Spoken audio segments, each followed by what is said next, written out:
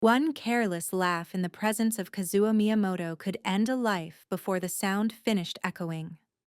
This unspoken truth governed Los Angeles's little Tokyo underworld, a fact that Maya Chen knew nothing about as she approached the VIP booth at Sakura Lounge with a tray of premium sake, unaware that her linguistic expertise would seal her fate with a single observation. The exclusive nightclub pulsed with carefully curated energy, its sleek interior blending traditional Japanese aesthetics with modern luxury.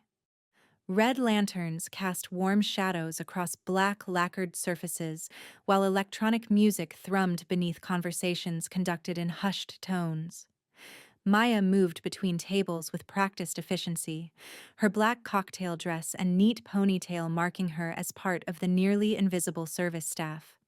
She'd worked at Sakura Lounge for exactly 2 weeks, desperately needing the tips that came from serving Los Angeles's elite.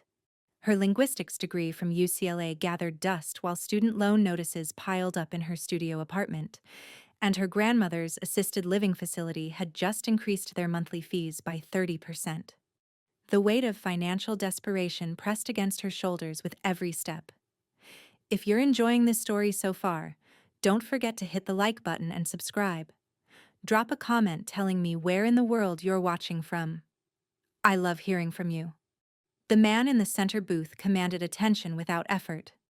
Kazuo Miyamoto sat with the stillness of a coiled serpent, his tailored black suit perfectly fitted across broad shoulders.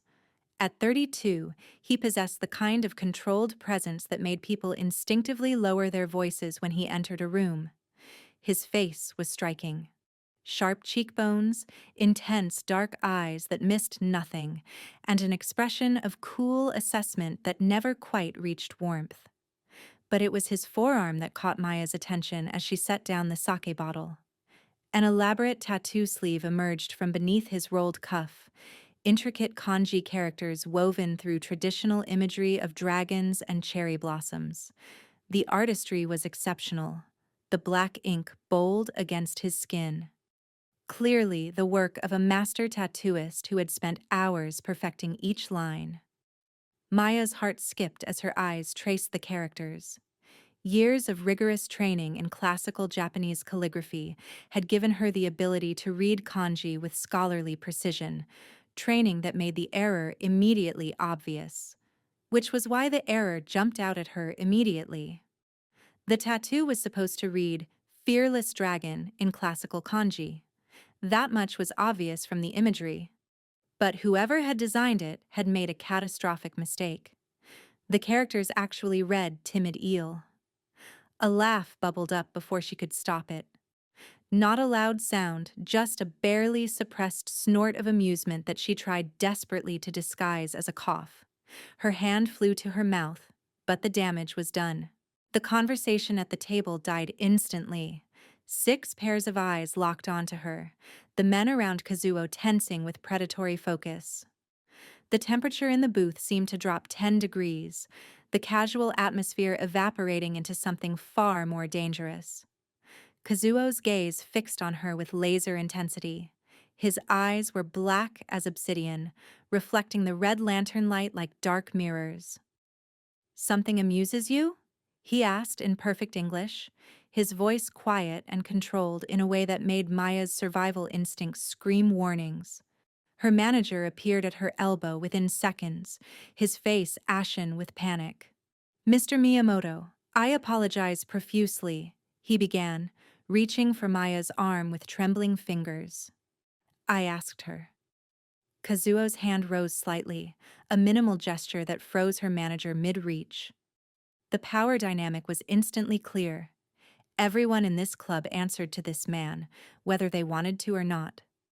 Maya swallowed hard, her mind racing through options. She could lie, claim she was coughing. She could apologize and flee. Or she could tell the truth and hope his sense of humor was better than his reputation suggested.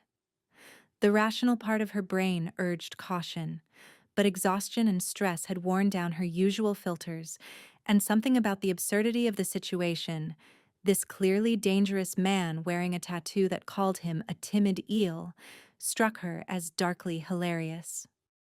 Your tattoo, she said quietly, deciding that honesty might be her only chance at surviving this moment.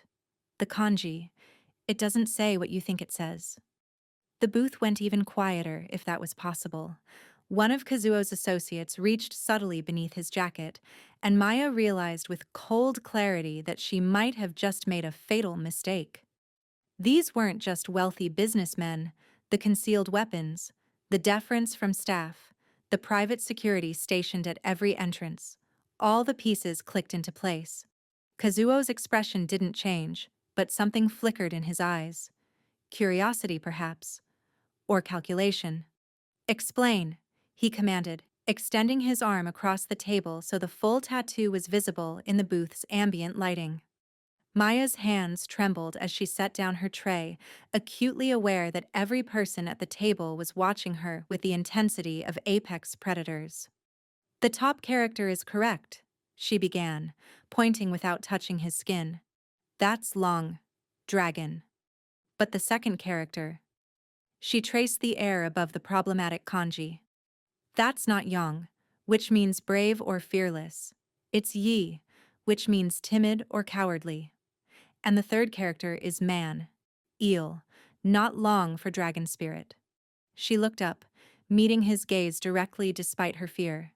It says timid eel, not fearless dragon. The silence stretched for 3 heartbeats. 4. 5. Then Kazuo's mouth curved slightly. Not quite a smile, but close. The expression transformed his severe features, revealing unexpected humor beneath the dangerous exterior. How certain are you? Completely certain, Maya answered, her confidence in her linguistic skills overriding her terror. I was trained in classical calligraphy. These characters are fundamentally different in structure and meaning. One of his associates muttered something in rapid Japanese that Maya caught perfectly. The girl knows what she's talking about. That tattoo artist is a dead man. Kazuo responded in equally fluent Japanese, his accent carrying the precise Tokyo dialect of someone educated in Japan's best schools. Not yet. First, I want to understand how none of you noticed this error for 3 years. Maya's eyes widened as she realized he'd deliberately tested whether she understood spoken Japanese as well as written. The conversation had been designed to assess her skills without asking directly. You understand Japanese? Kazuo switched back to English, studying her with renewed interest.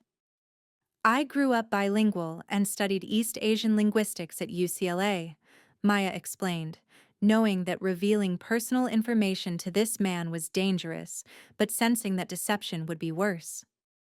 Yet you work as a cocktail waitress.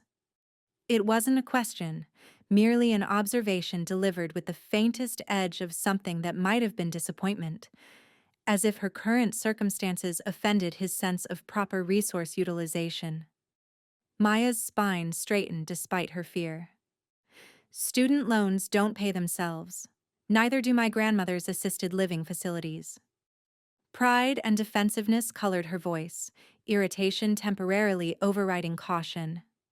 Kazuo gestured to the empty space beside him in the booth. Sit. I'm working, Maya protested automatically, glancing toward her manager, who had retreated to a safe distance but was watching with obvious anxiety. Not anymore. Kazuo pulled out his phone, typed a brief message, and within seconds, her manager was nodding rapidly at whatever instructions he'd received. You're taking an early break. We're going to discuss an opportunity.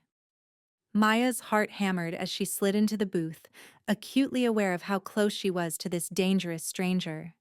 He smelled expensive, sandalwood and cedar, with an underlying note of something sharp that might have been gun oil. The scent was intoxicating and terrifying in equal measure. What's your name? He asked, his attention fully focused on her, in a way that made her feel simultaneously seen and scrutinized. Maya Chen. Her voice came out steadier than she expected. Chinese and Japanese? His eyebrow raised slightly, the first real expression of surprise she'd seen from him. My father was Chinese American, My mother Japanese. I got the linguistic advantages of both cultures and the family drama that comes with historical tensions. The bitter humor in her voice revealed more than she'd intended about her complicated heritage. Kazuo's mouth curved again, that almost smile that suggested he understood family complications better than most. I require someone with your specific skill set, Miss Chen. Translation work, cultural consultation, and apparently, quality control for idiotic tattoo artists who nearly cost me considerable face. I'm not interested in illegal work, Maya said bluntly, surprising herself with her directness. Desperation made some people reckless. Apparently, she was one of them. Who said anything about illegal work? Kazuo's tone remained mild, but his eyes glittered with amusement. I own 17 legitimate businesses in Los Angeles County.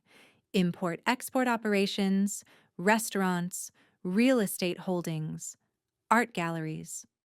All of which conduct business with Japanese partners who appreciate traditional courtesy and precise translation. He slid a business card across the table, the thick cardstock embossed with gold characters, Miyamoto International Holdings.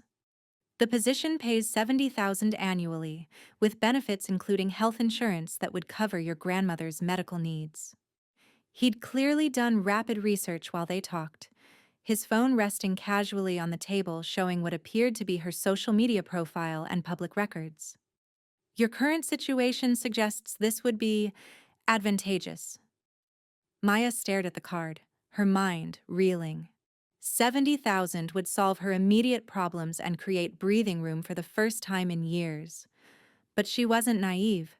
Men like Kazuo Miyamoto didn't offer life-changing opportunities without expecting something in return. What's the catch? She asked, meeting his gaze directly. Loyalty, he answered simply. And discretion. You'll see aspects of my business operations that require both. Illegal aspects? Maya pressed, needing clarity even if the answer meant walking away from financial salvation. Gray aspects, Kazuo corrected, his honesty more unnerving than a lie would have been. Welcome to Los Angeles, Miss Chen. Nothing here is entirely clean, and anyone who claims otherwise is selling something before she could respond. A commotion erupted at the club's entrance. Raised voices, followed by the unmistakable sound of breaking glass. Kazuo's associates immediately stood, hands moving to concealed weapons as three men forced their way past security. The newcomers radiated aggression, their expensive suits doing nothing to conceal the violence simmering beneath the surface. The leader, a man in his 40s with silver-streaked hair and a scar bisecting his left eyebrow, locked eyes with Kazuo across the crowded club. Miyamoto, the man called out in accented English, his tone laden with contempt. We need to discuss your recent expansion into Torrance. That's Tanaka territory. Maya felt Kazuo tense beside her, his body language shifting subtly from relaxed to combat-ready. His hand settled on her shoulder, the touch surprisingly gentle despite the obvious threat approaching their booth. Leave, he murmured to her, low enough that only she could hear. Now. Use the service exit behind the bar, but before Maya could move, one of the Tanaka men spotted her in the booth. His eyes widened with recognition, though of what, she couldn't fathom, and he said something sharp in Japanese that made Kazuo's grip on her shoulder tighten almost painfully.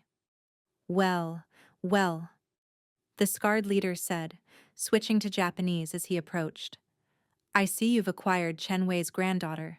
How interesting. Maya's blood ran cold. How did these men know her grandmother?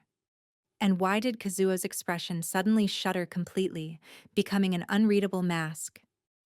Miss Chen is leaving, Kazuo stated in English, his voice carrying absolute authority as he stood, positioning himself between Maya and the Tanaka men. This conversation doesn't concern her. Oh, but it does, the scarred man replied, his smile cruel and knowing. Your new translator comes from very interesting family connections, Miyamoto. Did she tell you about her grandmother's history? About what old Wei did before she became a respectable calligraphy teacher? The words hung in the air like a blade poised to fall, and Maya realized with sickening certainty that her life had just become infinitely more complicated than unpaid student loans and overdue rent. The night she'd laughed at a mafia boss's tattoo was supposed to be a story she'd tell friends over drinks, a moment of absurd bravery in an otherwise ordinary life. Instead, it had become the inciting incident that would pull her into a world she'd never imagined, connecting her to secrets her grandmother had buried decades ago. Kazuo's hand remained on her shoulder, protective despite the danger closing in around them. And in that moment, Maya understood that whatever happened next, there would be no going back to her simple life of serving drinks and struggling through each month. She'd corrected a tattoo. She'd laughed at the wrong man. And somehow, impossibly, those two mistakes had just changed everything. The standoff in Sakura Lounge lasted only seconds before Kazuo's security team materialized from the shadows, their presence shifting the balance of power with silent efficiency. The Tanaka men retreated, but not before their leader delivered a final warning in Japanese that made Maya's stomach clench with dread. The granddaughter of Chen belongs to history that isn't finished. Tell her to ask the old woman about Yokohama, 1987, about the ledger she stole and the men who died because of it. Then they were gone, leaving behind shattered glass and a tension so thick Maya could barely breathe. Kazuo remained standing, his body still positioned protectively between her and the exit the Tanaka men had used, his hand warm and steady on her shoulder. "Come with me," he said quietly, finally releasing her but gesturing toward a private hallway that led away from the main club floor. "We need to talk somewhere secure." Maya's mind raced as she followed him through an unmarked door, up a flight of stairs, and into a penthouse office that overlooked Little Tokyo's glittering streets. The space was masculine and minimalist: black leather furniture, dark wood surfaces, and floor-to-ceiling windows that showcased Los Angeles spreading out below, like a circuit board of light. Two men already waited inside. The first was in his 50s with steel gray hair and the bearing of former military, his eyes assessing Maya with professional calculation. The second was younger, maybe early 30s, wearing glasses and the slightly rumpled look of someone who lived behind computer screens. "Maya Chen, this is Hiroshi Tanaka, no relation to the family that just threatened us. My head of security," Kazuo introduced, gesturing to the older man. "And this is Kevin Nakamura, my information specialist." "Hacker," Kevin corrected with a slight smile, already typing rapidly on a laptop. "Let's not pretend I analyze data through legitimate channels." Maya stood frozen near the door, her waitress uniform suddenly feeling absurd in this room of expensive suits and casual references to illegal activities. "What's happening? Who are those men, and what do they want with my grandmother?" Kazuo moved to a sleek bar cart, pouring amber liquid into two glasses without asking her preference. He pressed one into her trembling hands. "Drink. You're going to need it." The whiskey burned down her throat, spreading warmth that did nothing to calm her racing heart. Kazuo gestured to one of the leather chairs, waiting until she sat before settling into the chair across from her, his posture deceptively relaxed. "Your grandmother, Chen Wei, wasn't always a calligraphy teacher," he began, his dark eyes never leaving her face. 37 years ago, she worked as a financial accountant for the Nakamura Gumi, one of Japan's most powerful Yakuza families operating out of Yokohama. Maya's glass nearly slipped from her fingers. "That's impossible. My grandmother she's a teacher, an artist. She spent her entire life promoting Japanese culture and education."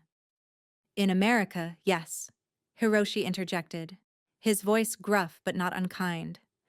"After she fled Japan with a ledger containing 30 years of Yakuza financial records, transactions, political bribes, murder contracts, money laundering routes. evidence that could have destroyed 3 major crime families and sent dozens of powerful men to prison. The room tilted slightly, and Maya gripped the chair's armrest. Why would she? Revenge, Kazuo said simply, leaning forward with his elbows on his knees. Her younger brother was killed in a territorial dispute. The families called it collateral damage. She called it murder. So she took the one thing that could hurt them more than bullets: their secrets, their money, their connections. Then she disappeared. Kevin turned his laptop around, showing Maya a scanned photograph from the 1980s. A young woman in her 20s stood outside a Yokohama office building, her features unmistakably matching Maya's grandmother. The image was grainy but clear enough to shatter any hope of mistaken identity. The Tanaka family are descendants of one of the men whose operations your grandmother's ledger could have exposed, Kazuo continued. They've been searching for her for decades. Tonight, they found her. Through you. Maya's mind reeled, memories of her childhood suddenly reframing in this new context. Her grandmother's paranoia about locks and security systems. The way she'd never allowed Maya to post photos on social media that showed their home address. Her insistence that Maya learn Japanese so perfectly that she could disappear into Japan if necessary. Where is the ledger now? Maya asked, her voice barely above a whisper. That, Kazuo said, his expression grave, is the question that's kept your grandmother alive this long. The moment anyone confirms its location, she becomes disposable. Which means you've become leverage, Hiroshi added bluntly, ignoring Kazuo's warning look. The Tanaka family will use you to force her cooperation. They'll take you, hurt you, and make her watch until she gives them what they want. Maya stood abruptly, her legs unsteady. Then I need to warn her. I need to... She pulled out her phone, but Kazuo was faster, plucking it from her hands with smooth efficiency. Your grandmother's assisted living facility is already under surveillance, he said, not unkindly. I have people watching her, but I need you to trust me right now.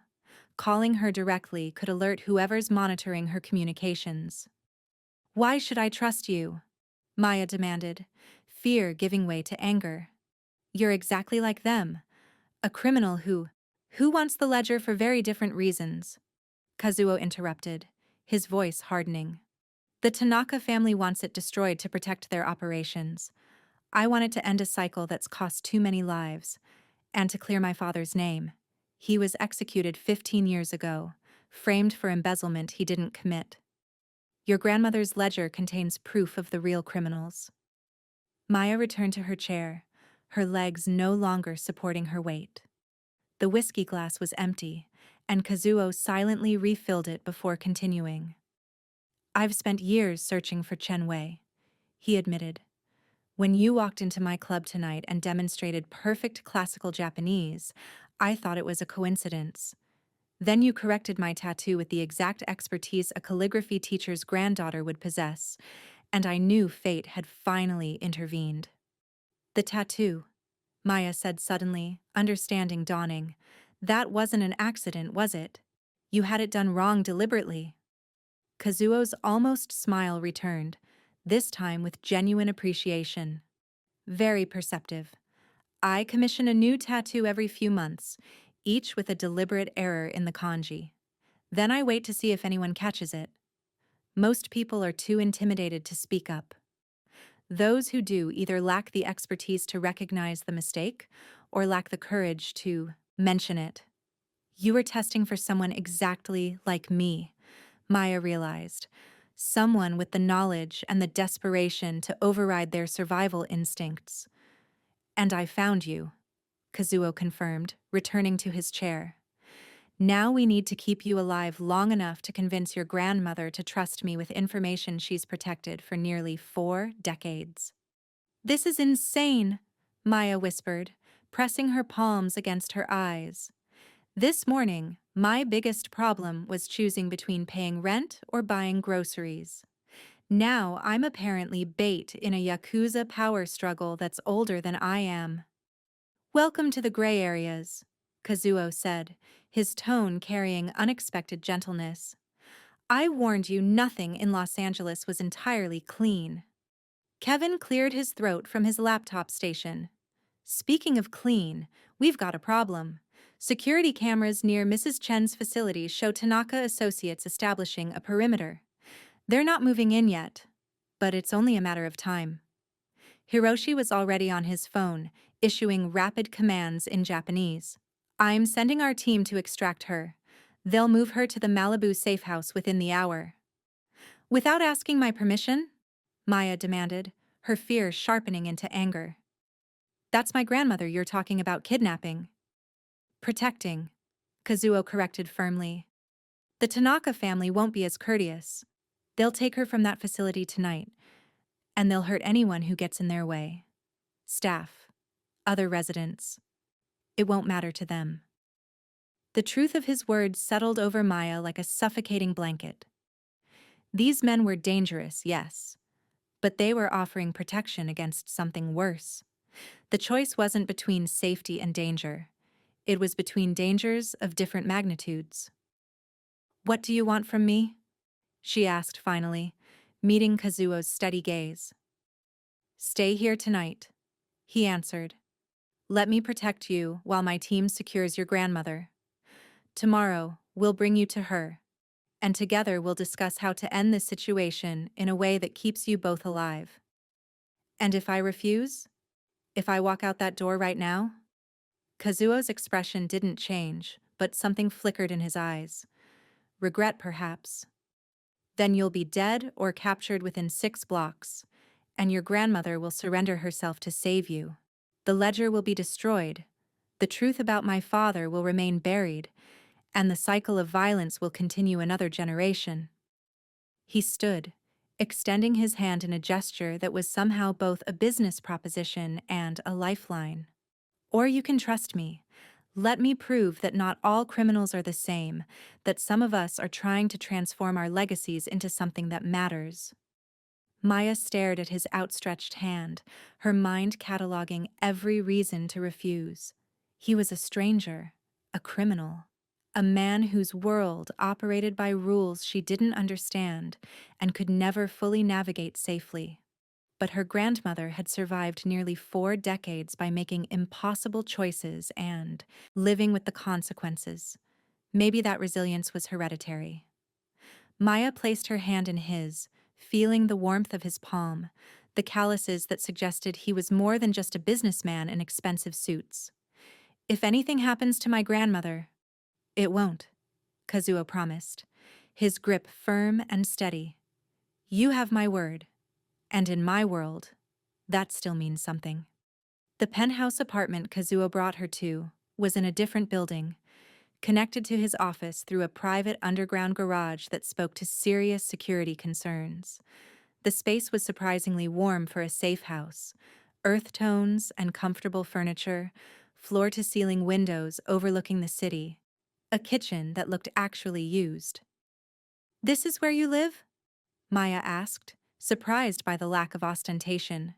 She'd expected something colder, more showpiece than home.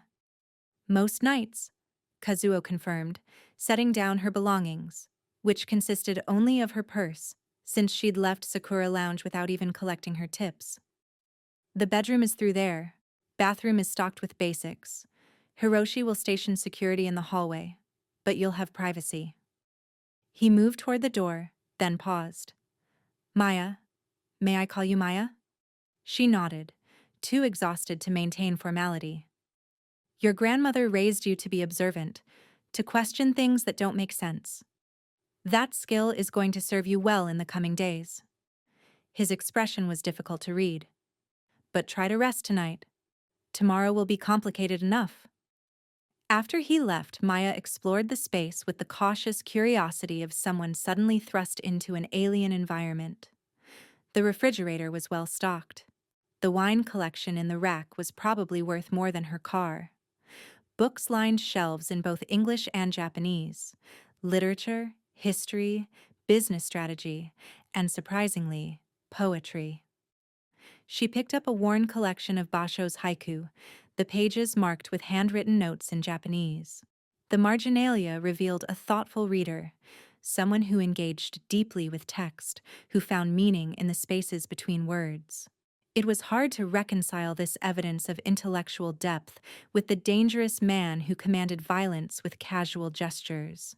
Her phone, returned to her before Kazuo left, buzzed with a message from an unknown number. "Your grandmother is secure. She's asking for you.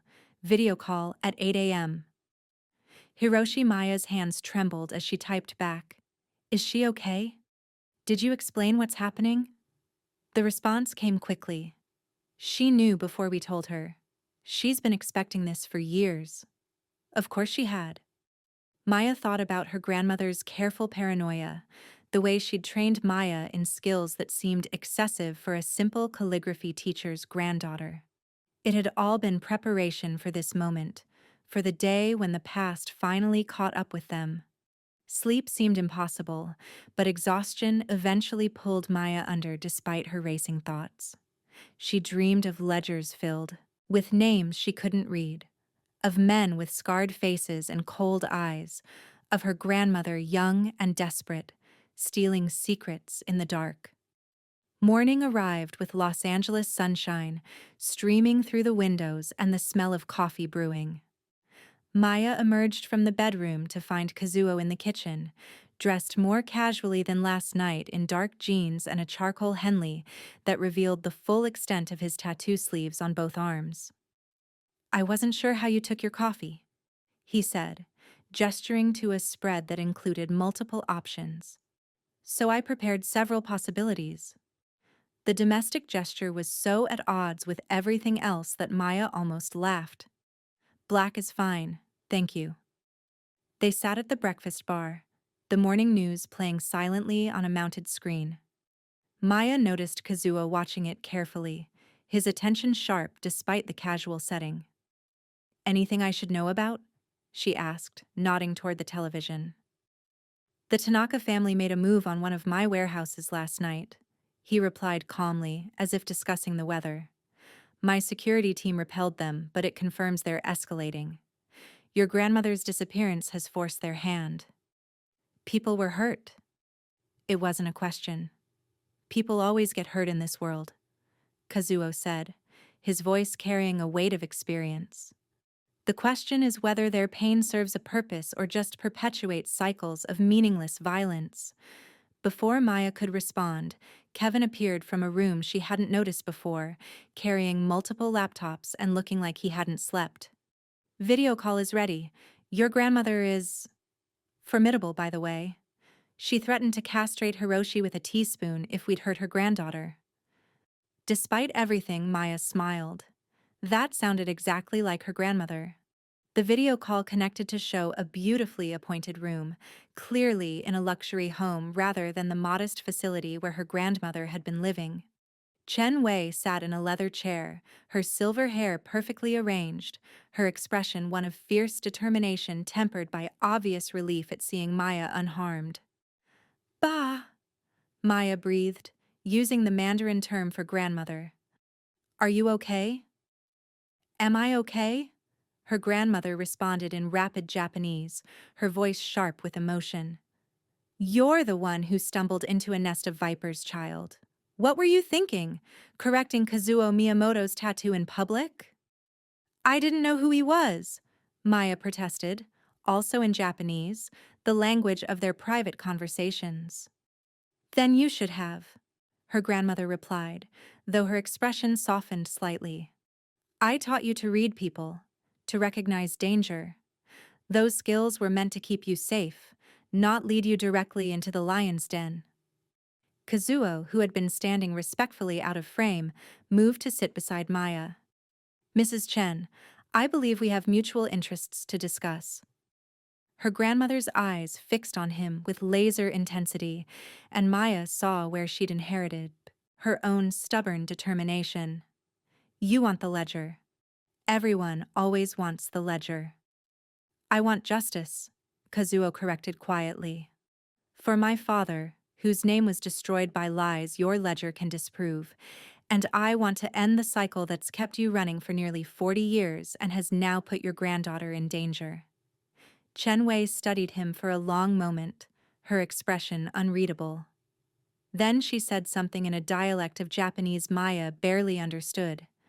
Something from Yokohama's old streets, rough and coded.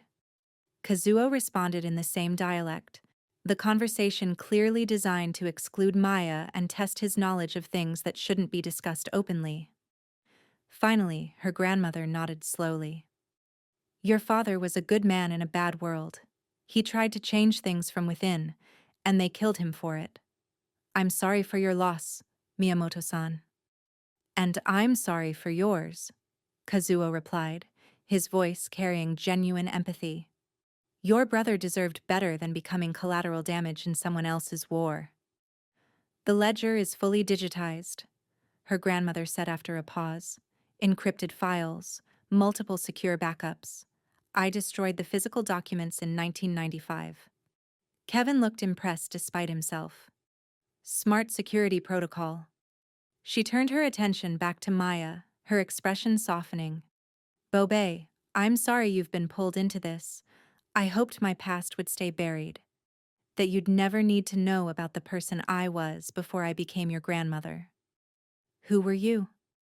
Maya asked quietly, needing to understand. Someone who got tired of men profiting from death while calling it honor, her grandmother replied. Someone who saw her brother's body dumped in Tokyo Bay like garbage and decided that if she couldn't stop them, she'd at least make sure history remembered their crimes. The video call ended with promises to speak again soon, logistics about Maya's security, and her grandmother's stern instruction to not do anything foolish with that tattooed man, no matter how handsome he thinks he is. After the screen went dark, Maya sat in silence, processing everything she'd learned. Her grandmother wasn't who she'd thought. Kazuo wasn't simply a criminal, and she herself was caught in the middle of something far more complex than she'd imagined possible 24 hours ago. What happens now? She asked Kazuo, who remained beside her at the breakfast bar. Now, he said, standing and offering his hand. I show you my world. If you're going to survive in it, you need to understand how it works. Consider it your orientation to a job you didn't apply for, but definitely got hired for.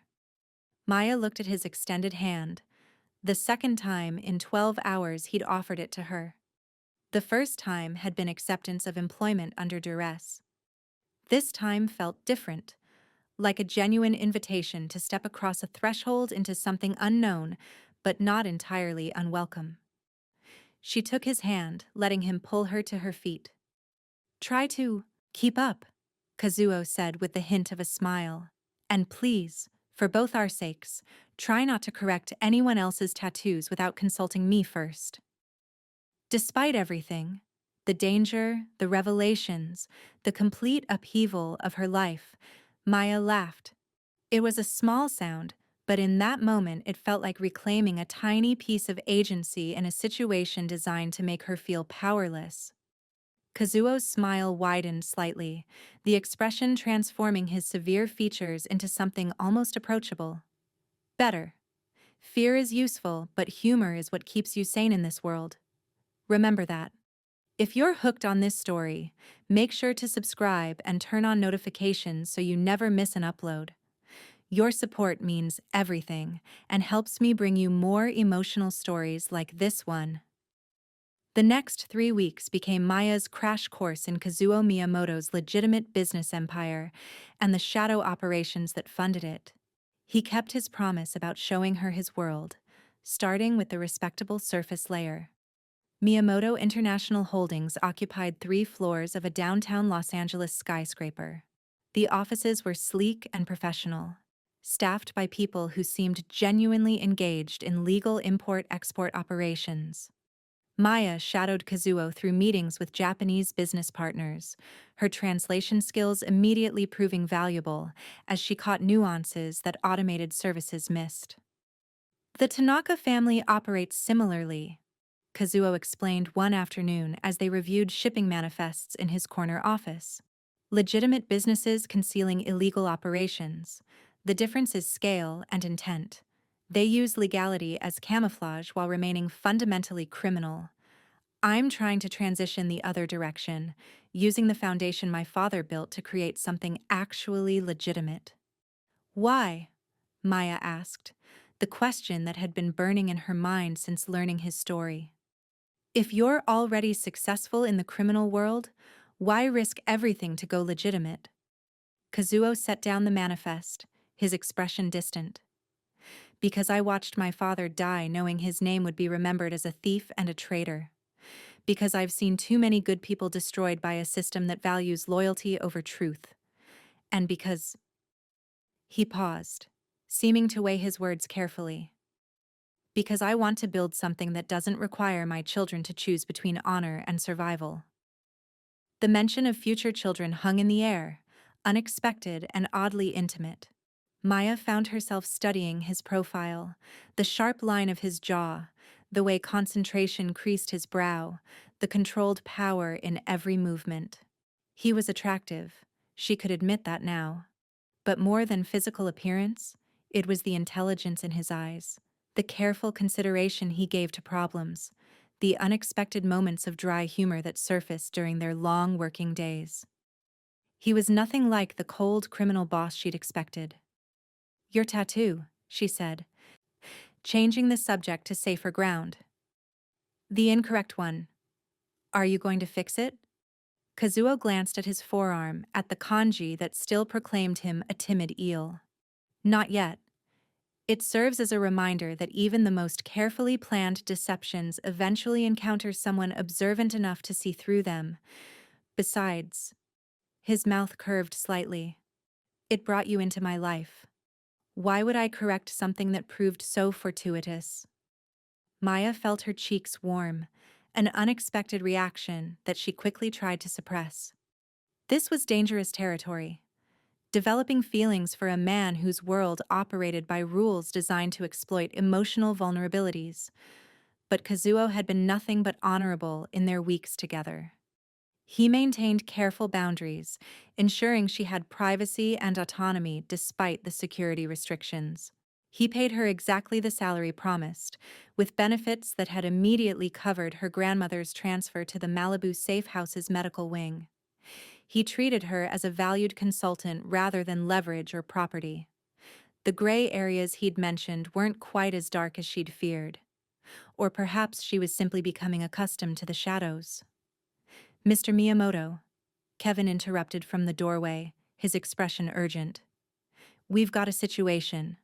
The Tanaka family just sent a formal proposal for negotiation. They want to meet tomorrow at neutral territory, the Japanese garden in Van Nuys. Kazuo's body language shifted instantly, relaxed control tightening into something more predatory. Terms? You, Maya, and Chen Wei meet with Tanaka Ichiro and 2 advisors. They're proposing a trade, safe passage out of California for the grandmother and granddaughter in exchange for the ledger's access codes. Absolutely not, Kazuo said immediately, his voice hardening. That's not a negotiation. It's an ambush with delusions of diplomacy. What if it's not? Maya surprised herself by asking. Both men turned to stare at her. What if they're genuinely offering a way out? My grandmother and I could disappear, start over somewhere they'd never find us. They'd find you within a year, Hiroshi said, entering the office behind Kevin. The Tanaka family has international reach. Once they have the ledger, you and your grandmother become loose ends. Witnesses to their crimes with no ongoing leverage to ensure your safety. Then what's the alternative? Maya demanded, frustration bleeding through her carefully maintained composure. We can't hide forever. My grandmother is 70 years old. She deserves peace, not to spend her final years looking over her shoulder. Kazuo was quiet for a long moment, his fingers drumming against his desk in the only visible sign of agitation. Then he looked up, something shifting in his expression, a decision made. We go to the meeting, he said, ignoring Hiroshi's immediate protest. but not to negotiate their terms. We're going to end this another way. How? Maya asked. Kazuo's smile was sharp and dangerous, more predator than man. By giving them exactly what they want and making sure it destroys them in the process. The Japanese garden in Van Nuys was chosen for its symbolism as much as its security. Neutral territory where violence would attract immediate attention, yet secluded enough for private conversations. Maya stood beside Kazuo on the wooden bridge arching over the koi pond, watching the Tanaka family delegation approach through the carefully manicured landscape. Her grandmother had insisted on attending despite everyone's protests, arriving in a wheelchair pushed by Hiroshi, not because she couldn't walk, but because, as she'd explained in clipped Japanese, old women in wheelchairs are underestimated and underestimation is the sharpest blade. Tanaka Ichiro approached with two men flanking him, his scarred face impassive as he stopped 3 meters from their position. The morning sun caught the silver in his hair, and Maya noticed his expensive suit couldn't quite conceal the rigid posture of someone wearing body armor. Miyamoto, Tanaka greeted in Japanese, his tone formal and cold. Chen, and the granddaughter who started all this by noticing what she shouldn't have. His eyes fixed on Maya with unsettling intensity. Such a waste. You could have lived your whole life in ignorant safety. Ignorance isn't safety, Maya replied in perfect Japanese, her voice steady despite her racing heart. It's just delayed consequences. Her grandmother's lips curved in approval, though she said nothing, content to let the younger generation navigate the opening moves of this dangerous dance. You requested this meeting, Kazuo said, his body language relaxed but his eyes missing nothing. State your terms. Simple, Tanaka replied, pulling a tablet from his jacket and displaying what appeared to be airline tickets and bank account information. Chen provides the access codes to her ledger. In exchange, I've arranged first-class tickets to Auckland, New Zealand, and initial funds of $5 million. You disappear permanently, we destroy the ledger, and everyone lives. Except the people whose crimes get erased, Maya's grandmother said quietly, speaking for the first time. Except Kenji Miyamoto's memory, which deserves better than being remembered as a thief and traitor. Kenji Miyamoto was a fool who believed criminals could be reformed. Tanaka spat, his composure cracking slightly. He died because he forgot what we are. His son is making the same mistake. No, Kazuo said softly, dangerously. My father's mistake was trusting people like you.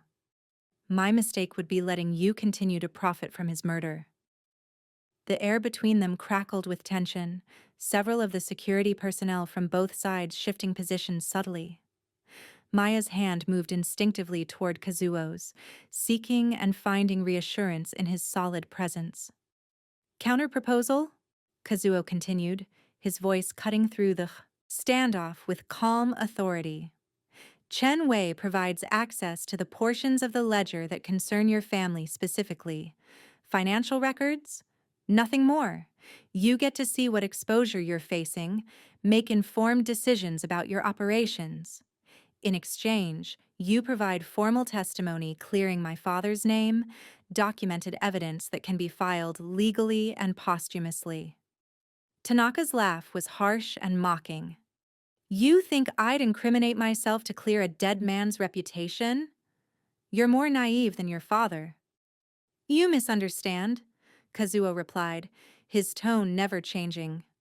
I'm not asking for current crimes. The statute of limitations has expired on most of what's in that ledger from your family's operations in the 1980s and 90s. What I'm asking for is historical acknowledgement, a private document, signed and witnessed, that corrects the record about the embezzlement my father was accused of orchestrating. The proposal hung in the air, and Maya watched Tanaka's expression shift as he calculated the angles. Historical admission of expired crimes in exchange for knowing exactly what evidence existed against his current operations, it was the kind of trade that made sense in the twisted logic of their world. And if I refuse? Tanaka asked, though his tone suggested he was already considering acceptance. Then I take the complete ledger to the FBI, along with Chen Wei's testimony about every crime family it documents, Kazuo said with chilling simplicity. Your family gets destroyed along with everyone else. I lose my chance to clear my father's name, but you lose everything. Your businesses, your freedom, your legacy. Mutually assured destruction. Silence stretched across the garden, broken only by the gentle splash of the waterfall and the movement of koi beneath the bridge. Maya held her breath, acutely aware that the next few moments would determine whether she spent the rest of her life running or whether something approaching peace might actually be possible. I need to see the ledger first, Tanaka finally said, his voice grudging. Verify its contents before I agree to anything. Maya's grandmother reached into her cardigan, a movement that made every security guard tense, and withdrew a small USB drive. This contains the financial records for the Tanaka family operations from 1982 to 1999. Encrypted, yes, but I'll provide the decryption key once we have your signed statement about Kenji Miyamoto. How do I know this is real? Tanaka demanded. How do I know you haven't fabricated evidence? Because, Chen Wei said with quiet steel in her voice, I've spent 37 years protecting this information, and fabrication would undermine the only leverage that's kept me alive.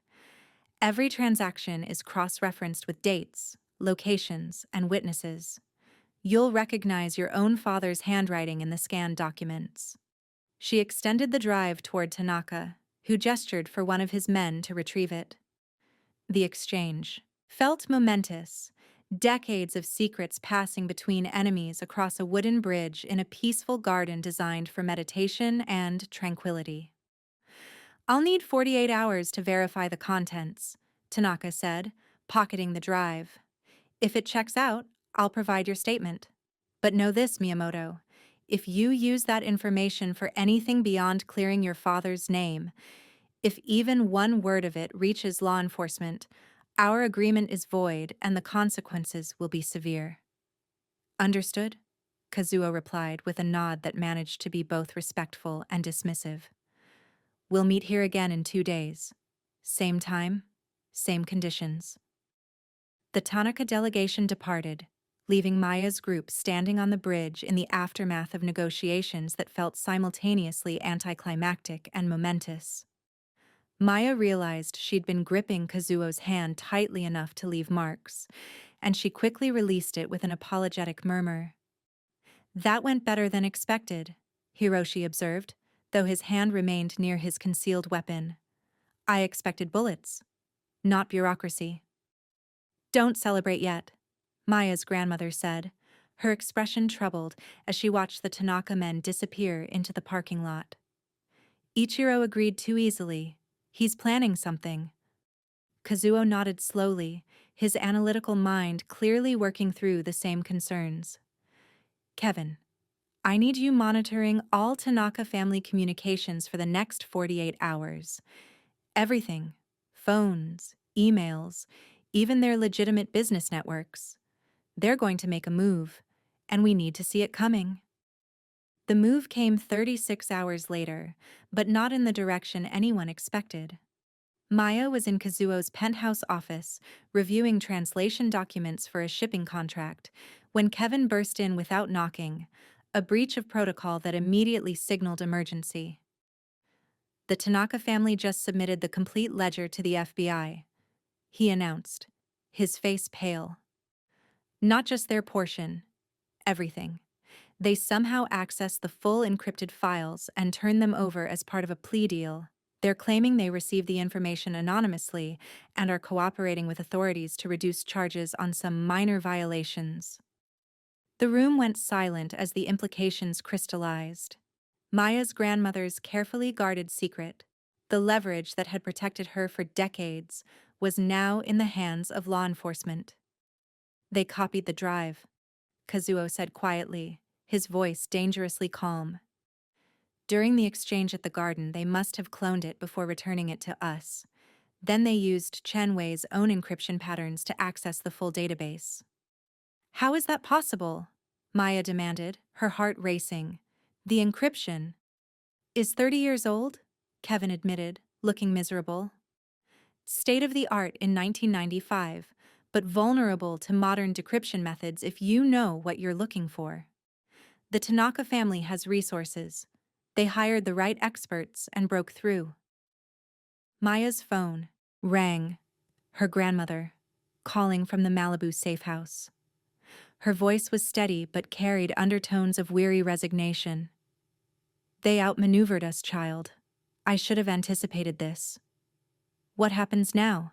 Maya asked, looking to Kazuo, whose expression had shuddered into an unreadable mask. If the FBI has everything, then every crime family documented in that ledger is about to face federal investigation, Hiroshi said grimly, including operations connected to Miyamoto International Holdings. Kazuo stood abruptly, moving to the windows that overlooked the city. His reflection in the glass showed a man calculating odds, weighing options, making decisions that would affect dozens of lives. How clean are your current operations? Maya asked him quietly, moving to stand beside him. Really clean? Clean enough that I've been preparing for this possibility for 3 years, Kazuo replied, surprising her.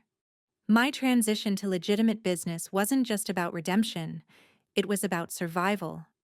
I've been systematically divesting from anything that could draw federal scrutiny, moving assets into properly documented channels, ensuring separation between old operations and new enterprises. He turned to face his team, his posture straightening into command mode.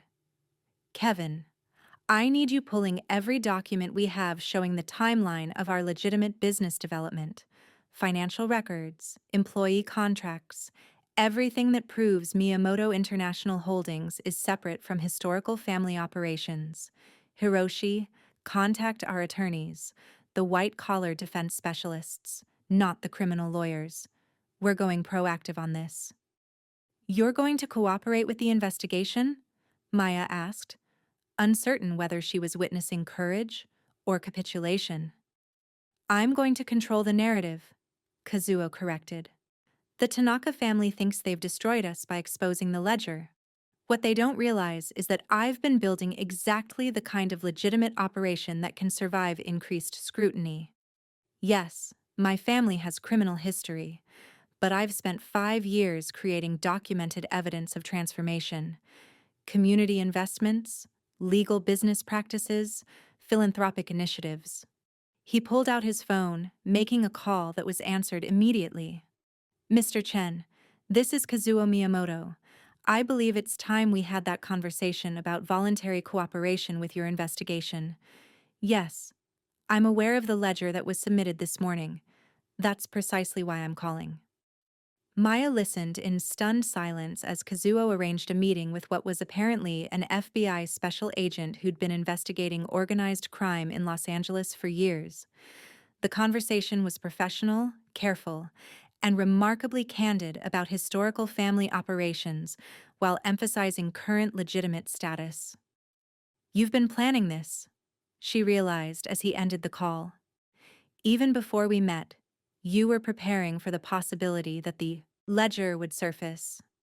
I've been preparing for every possibility, Kazuo confirmed, including the one where someone with your grandmother's intelligence and resources decides to use that information strategically rather than letting it remain buried forever. The Tanaka family thinks they've checkmated us, but all they've done is force the endgame I was already moving toward. Maya's grandmother arrived at the penthouse 2 hours later, brought under heavy security from Malibu.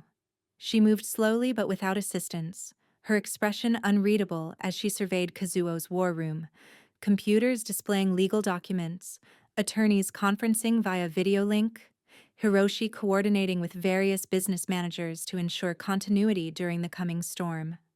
You're cooperating with federal authorities, she observed, settling into a chair that Kazuo quickly offered.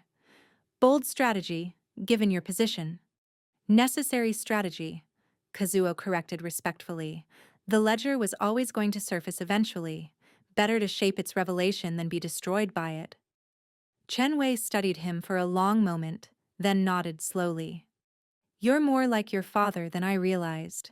Kenji also believed in calculated transparency, being honest about the past while demonstrating genuine change for the future. It's what got him killed. It's also what made him the only member of his generation that I actually respected, she continued, her voice softening with memory. He tried to reform from within. When that failed, he tried to separate legitimate and illegitimate operations. The families killed him because transformation threatened their power structure. Then help me succeed where he failed, Kazuo said, kneeling beside her chair in a gesture of respect that surprised Maya. Testify about the ledger's origins, about why you created it, about the specific crimes it documents. Give the FBI context that separates historical Yakuza operations from current legitimate businesses trying to move forward. You're asking me to become a federal witness, Chen Wei said flatly. To spend my final years testifying in trials, under protection programs, never truly free. I'm asking you to finish what you started 37 years ago, Kazuo replied. You took those records to hold powerful men accountable. Let's actually do that. Not as revenge, but as justice. Maya watched her grandmother's face, seeing the internal struggle play out across features that had remained carefully neutral for decades. This was the moment when the past could either consume them or be transformed into something purposeful. Bah, Maya said softly, using the Mandarin endearment. What did you tell me about the ledger when you first explained it? You said it was insurance, yes, but also evidence. Evidence that truth matters, that actions have consequences, that history should remember what really happened. Her grandmother's eyes met hers, and Maya saw tears threatening to spill. The first crack. In her grandmother's armor she'd witnessed in years.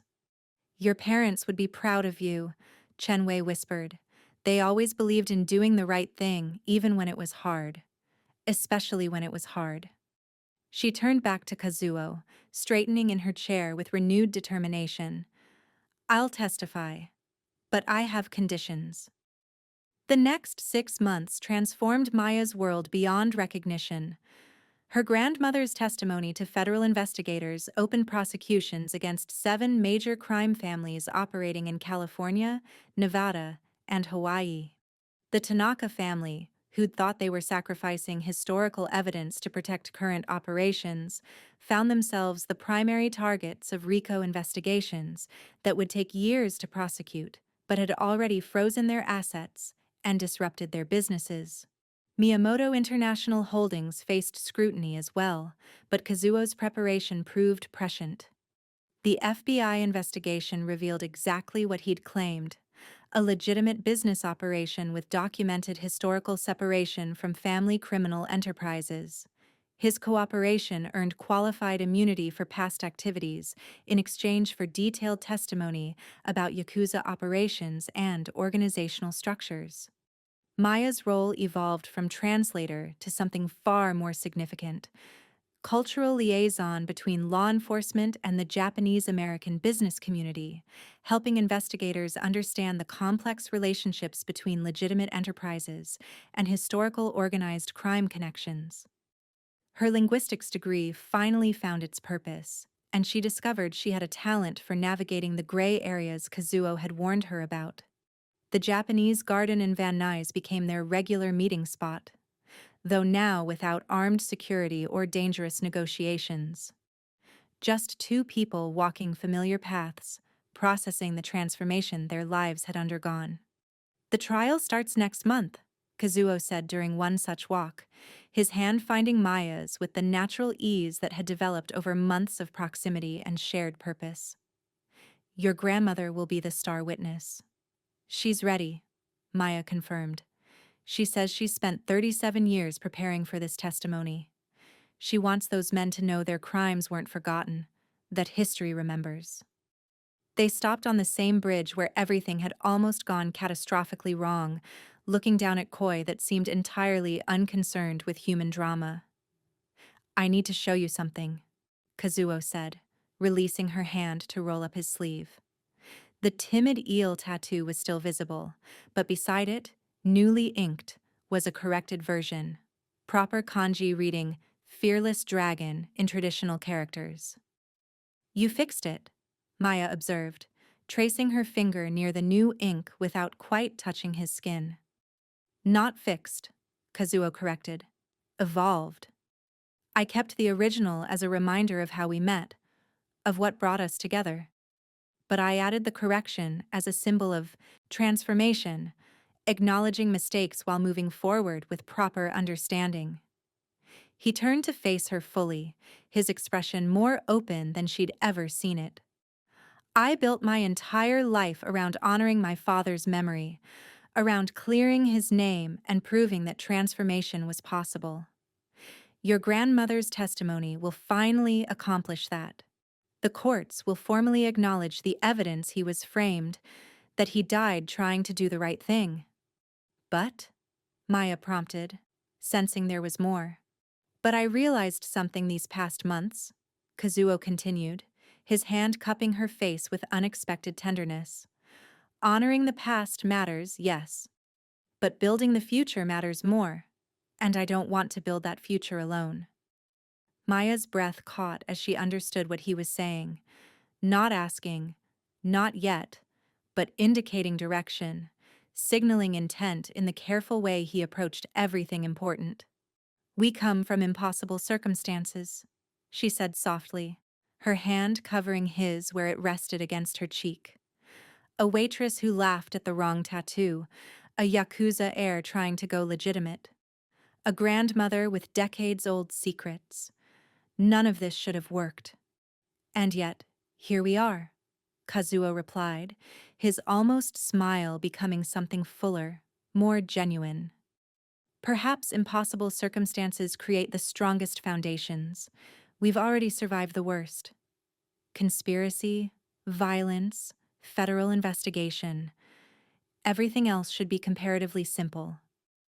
Nothing about you is simple, Maya countered, but she was smiling as she said it. Then it's fortunate you speak multiple languages, Kazuo replied, pulling her closer. Because understanding complexity is exactly your expertise. Their kiss was witnessed only by coy and carefully pruned trees, a private moment in a public space that had hosted their most dangerous confrontation. It tasted of new beginnings and hard-won peace, of futures built from transformed pasts. 2 years later, the Miyamoto Cultural Center opened in Little Tokyo on a crisp autumn morning, its modern architecture incorporating traditional Japanese design elements in ways that honored history while embracing contemporary possibility. The center housed language programs, cultural education initiatives, and, most importantly, a research library dedicated to documenting Japanese-American business history, including the complicated legacy of organized crime and community transformation. Maya stood at the entrance, greeting arrivals for the opening ceremony. Her title was officially Director of Cultural Programs, but unofficially, she was the architect of an initiative that had taken 2 years to develop, using her grandmother's ledger not just as evidence for prosecution, but as historical documentation for academic research. The FBI finally approved the redacted version for public research access, she told her grandmother, who sat in a place of honor on the stage. At 72, Chen had become an unlikely hero in certain academic circles, the whistleblower who'd preserved evidence of organized crime's evolution in Japanese-American communities. Good, her grandmother replied in Japanese, her voice carrying the satisfaction of someone who'd finally seen justice served. Let scholars understand what really happened. Let them see that our communities were more complex than simple victim narratives or criminal stereotypes. The ceremony included traditional performances, speeches from community leaders, and recognition of major donors, with Miyamoto International Holdings listed as the founding sponsor. Kazuo had poured significant resources into the center, his commitment to legitimate transformation now very publicly documented. Your father would be proud, Maya's grandmother told him during a quiet moment after the public ceremony ended. Kenji dreamed of exactly this, using family resources to strengthen communities instead of exploiting them. Kazuo accepted the words with a slight bow, the gesture carrying genuine gratitude. The courts had formally cleared his father's name 6 months earlier, a private vindication that meant more than any public recognition ever could. That evening, Kazuo and Maya stood on the roof of his penthouse. Their penthouse now, after she'd moved in 8 months earlier when continuing to maintain a separate apartment, had seemed unnecessarily symbolic. I have something for you, Kazuo said, producing a small box that made Maya's heart race before she could control the reaction. Inside was not a ring, but a delicate necklace, a pendant featuring a single kanji character rendered in exquisite calligraphy. Yuan, Maya read aloud. N. Fate. Connection. The ties that bind people together. Your grandmother helped me select it, Kazuo explained, fastening the necklace around her throat. She said it represents how seemingly random encounters, a waitress correcting a tattoo, can reveal connections that were always meant to happen. You don't believe in fate, Maya challenged, remembering his pragmatic approach to life, his emphasis on strategy over chance. I believe in recognizing the significant moments when they arrive, Kazuo corrected, and choosing to honor them instead of letting them pass unacknowledged. He knelt then, producing a second box, this one containing exactly what Maya had anticipated from the first. The diamond caught the city lights, refracting them into patterns that reminded her of their first night together, looking out at Los Angeles from this same vantage point. Maya Chen, you walked into my life by laughing at a tattoo, Kazuo said, his usual composure cracking slightly with genuine emotion. You stayed by choosing to trust me despite every rational reason not to. You transformed what could have been a simple business relationship into something I didn't know I needed. A true partnership, a genuine connection, a future I actually want to live instead of just strategically plan. Marry me, he continued, his voice steady despite the vulnerability in his eyes. Not because our circumstances make it convenient, or because our families expect it, but because I love you. Because you make me laugh at the absurdity of our situation while taking its seriousness completely seriously. Because you corrected my tattoo and somehow corrected my entire life trajectory. Maya's vision blurred with tears, but she was smiling as she pulled him to his feet. That's the longest speech I've ever heard you make. Is that a yes? Kazuo asked, though his own smile suggested he already knew the answer. That's a yes, Maya confirmed, kissing him as he slipped the ring onto her finger. Though for the record, I didn't correct your life trajectory. I just pointed out that your tattoo said Timid Eel instead of Fearless Dragon. You did all the actual transformation yourself. We did it together, Kazuo corrected, pulling her closer. You, me, your grandmother, everyone who chose transformation over perpetuation. That's the real story. Not that criminals can become legitimate, but that people can choose to be better than their circumstances demand. Below them, Los Angeles spread out in its complicated glory, a city of dreams and dangers, of immigrants and entrepreneurs, of histories both celebrated and concealed. Maya thought about the path that had brought her here, from desperate waitress to cultural director, to the fiancé of a man who'd begun as terrifying and become essential. I still can't believe this started because I laughed at your tattoo, she said, leaning against his chest and feeling his heartbeat. Steady, strong, alive. Best mistake I ever commissioned, Kazuo replied, his chin resting on top of her head. Though I should probably stop getting deliberately incorrect kanji just to see if anyone notices. You have other ones? Maya pulled back to stare at him in mock horror. 3 more, Kazuo admitted with a grin that was becoming more frequent, his severe exterior softening with genuine happiness. I was collecting them while searching for someone with your exact combination of knowledge, courage, and complete disregard for self-preservation. I have excellent self-preservation instincts, Maya protested. I'm just willing to override them for sufficient cause. Like correcting a dangerous man's tattoo in public? Like loving a dangerous man who's trying very hard not to be dangerous anymore, Maya corrected, her fingers tracing the Timid Eel tattoo on his forearm, the mistake that had changed everything, preserved now as a reminder of beginnings rather than embarrassment. Kazuo caught her hand, pressing a kiss to her palm. For you, I'll be whatever kind of man you need. Just be yourself, Maya said softly. The version who reads poetry in margins and builds cultural centers and honors his father's memory by actually living the transformation his father dreamed about. That's the man I fell in love with. Complicated, difficult, but genuinely trying to be better. Their wedding 6 months later was a fusion of traditions, Japanese and Chinese ceremonies blended with American elements, held at the cultural center with her grandmother officiating the blessing.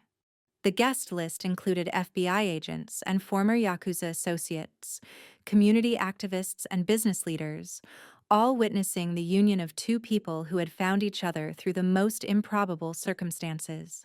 Maya's grandmother, resplendent in traditional silk, pulled her aside before the ceremony. Your parents would be so proud, she whispered in Japanese, pressing a small box into Maya's hands. They believed love could transcend any boundary.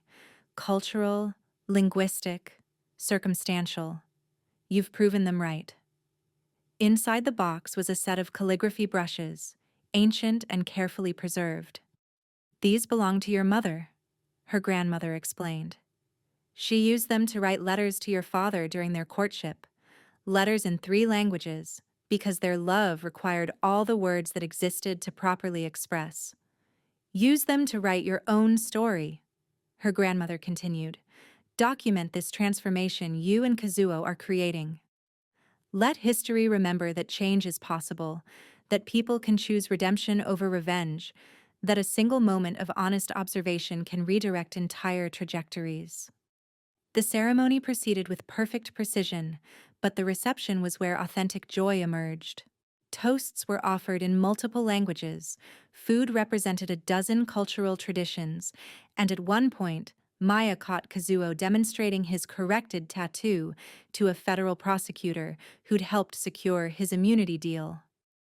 Only you could turn a RICO investigation into networking opportunities, Maya teased when she joined them. Only we could turn a chance encounter at a nightclub into federal cooperation and cultural philanthropy, Kazuo corrected, his arm circling her waist with natural possessiveness that she no longer questioned.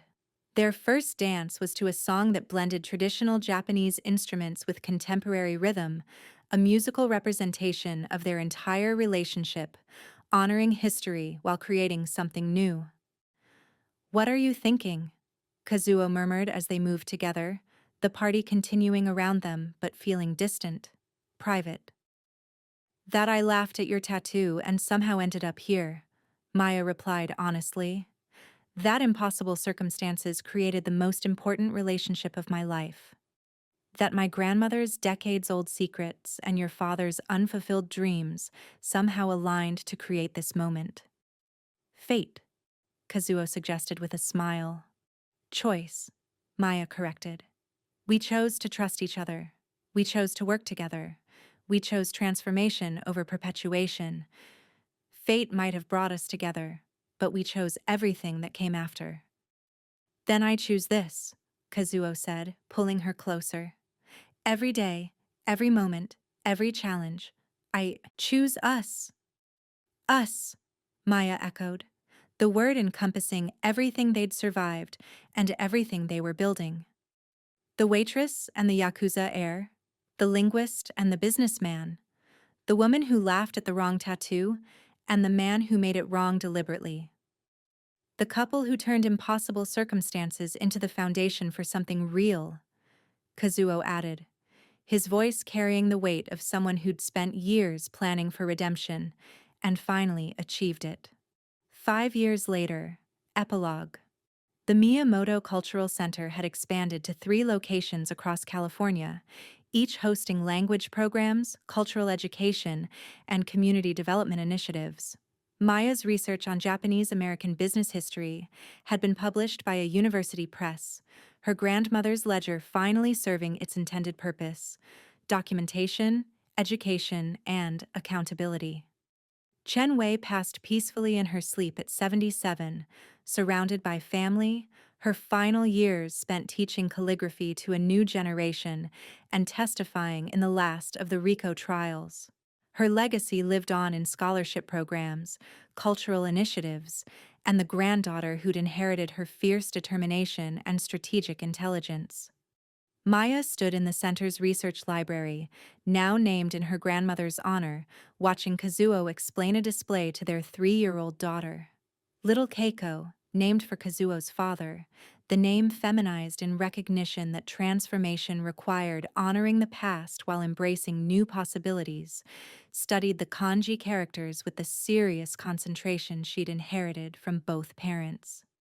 "This one says dragon," Kazuo explained in Japanese, pointing to the character. "And this one says eel. Different characters, different meanings, but both important to our family story." "Why?" Keiko asked in the mixture of Japanese and English that characterized her developing trilingual abilities. "Because Mommy corrected Daddy's tattoo, and that's how we met," Maya interjected, joining them at the display that featured replicas of Kazuo's original and corrected tattoos, alongside educational materials about kanji, meaning, and cultural translation. "That's silly," Keiko pronounced with the brutal honesty of toddlers. "Why did Daddy have the wrong words?" "Because sometimes you need to make mistakes to find the right path," Kazuo explained, his hand finding Maya's automatically. "The wrong tattoo brought the right person into my life." Maya looked around the library, at the students studying language, the researchers examining historical documents, the community members attending cultural programs. This was the legacy they were building, not just for their daughter but for entire communities. Transformation documented, shared, and replicated. Her phone buzzed with a message from Kevin, now head of Miyamoto International's IT security division. "The Tokyo office expansion is approved. They want you to oversee cultural training for the new partnerships." Maya smiled, remembering how terrified she'd been that first night in Kazuo's office, uncertain whether she was being hired or threatened. Now she was traveling to Japan as a respected cultural consultant, her expertise sought by the same business communities that had once operated in shadows. "What are you thinking?" Kazuo asked, noticing her expression. "That I'm grateful I laughed at your tattoo," Maya replied honestly.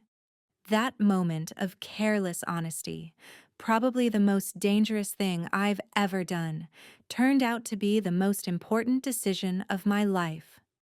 "Second most important," Kazuo corrected, pulling her close while Keiko wandered toward the children's section with the fearless curiosity they both encouraged.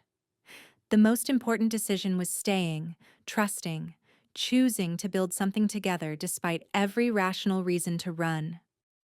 "We've built something good," Maya said, surveying their creation, the center, their family, the transformation they'd catalyzed in their own lives and rippled outward to communities. "We've built something real," Kazuo corrected.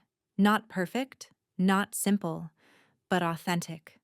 Two people from impossible circumstances who chose to create possibility instead of accepting limitation."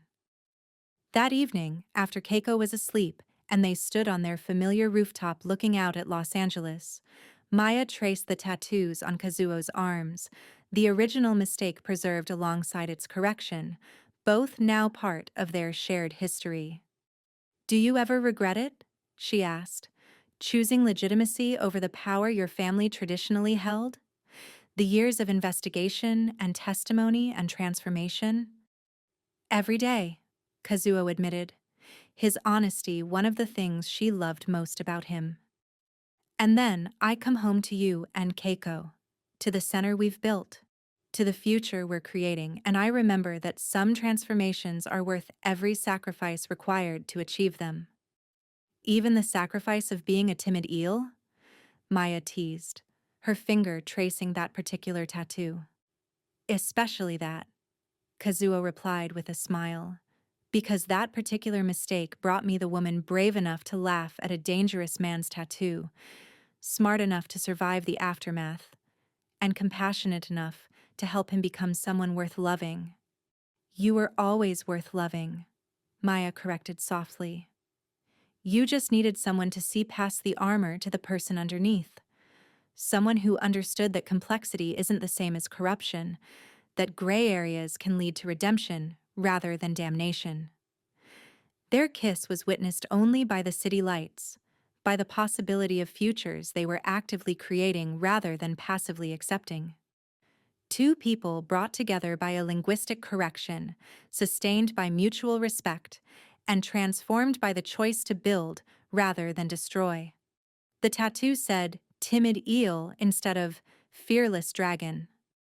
Maya had laughed, Kazuo had listened, and somehow, impossibly, that moment of honest observation had redirected multiple lives toward transformation, redemption, and the kind of love that required all the languages that existed to properly express. Thank you so much for watching until the end. If you love this story, check out the other videos on your screen now. I think you'll really enjoy them. And don't forget to subscribe if you haven't already. See you in the next story.